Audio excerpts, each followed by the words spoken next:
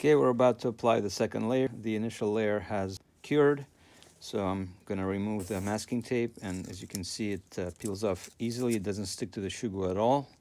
Actually sticks more to the sole for some reason. So that's the deposit that we have. I need to even it out just a little bit more here.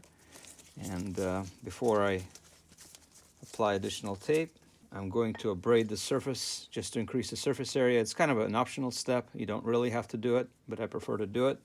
And this AutoZone carb cleaner seems to be a really good product for this purpose. I just spray a little bit and use a wire brush to abrade. As you can see, it melts the surface a little bit, so you can abrade the surface quickly, and it dries. Then I use a regular toothbrush to brush away any debris, and then apply a little bit more masking tape, essentially the same way we did before.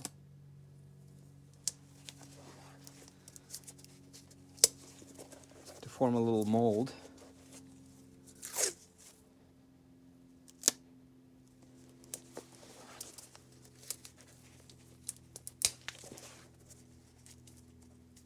With the Shoe Goo, which we then apply. This is a big blob, same way we did last time. And the advantage of using mineral spirits to spread the Shoe Goo subsequently is that you don't have to worry about any sort of precision when you're initially applying it. As long as you get it on, you can always spread it. And also, this tube of Shoe Goo is kind of old, so it's difficult to work it. And without using mineral spirits, I wouldn't be able to spread it at all. But when you use a solvent, it's not a problem.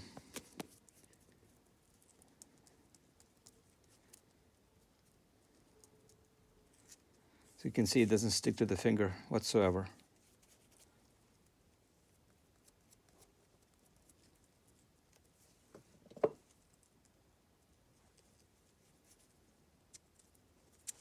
That's the final product.